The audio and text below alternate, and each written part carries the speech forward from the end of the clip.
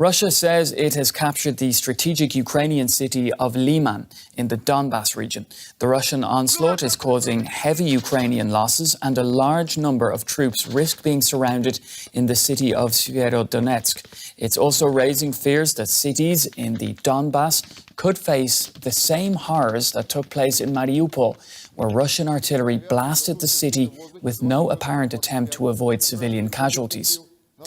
Now, Russia first invaded Donbas 8 years ago, capturing part of the industrial region.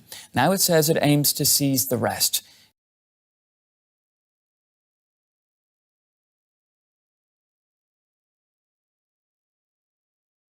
There's no clear political leadership coming from Putin, who is increasingly ill.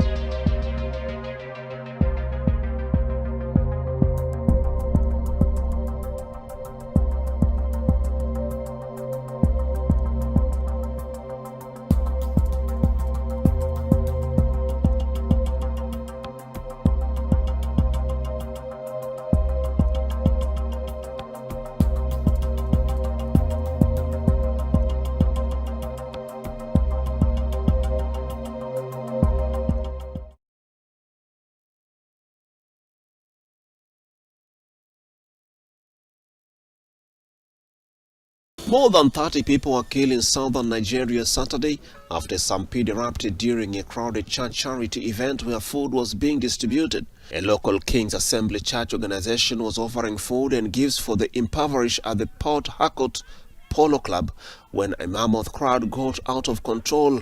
Witnesses described frantic pushing and trampling as people trying to get into the entrance were forced back. Some sources indicated a total of 31 people lost their lives in the stampede. Police said a criminal investigation was underway.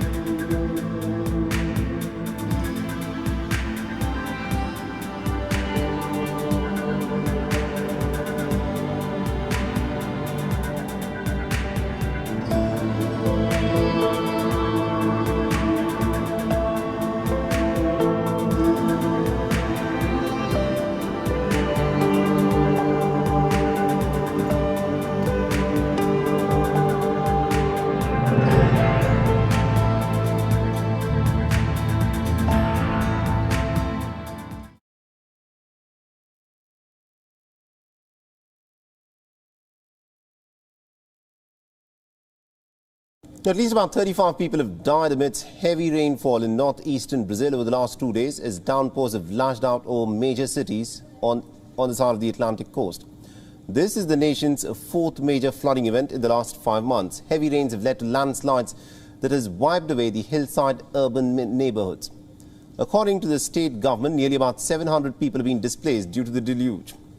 And at least on a temporary basis, the state of Pernambuco has been hit pretty hard by the torrential rains.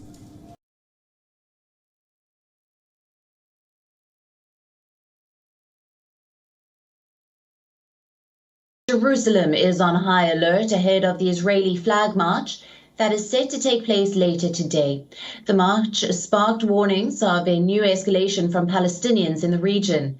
The annual march celebrates the city's unification following the capture of East Jerusalem in 1967. Ahead of the march, violence is now being reported at the Aqsa mosque compound.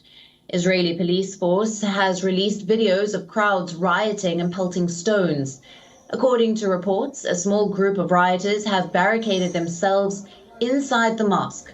The gathered crowds are hurling large rocks at the Israeli police stationed outside. Authorities have confirmed that the police are at the site and trying to bring the situation under control. The rioting started shortly after the morning prayers. According to reports, the rest of the area remains calm.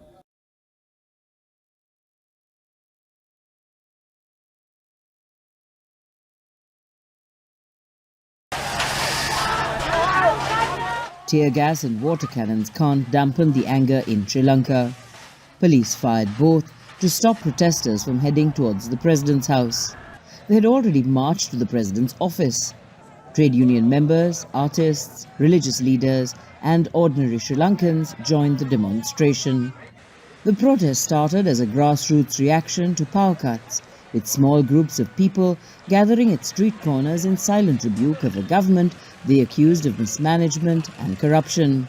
But a violent crackdown on demonstrators who camped outside President Gotabaya Rajapaksa's private residence pushed people to take a stand.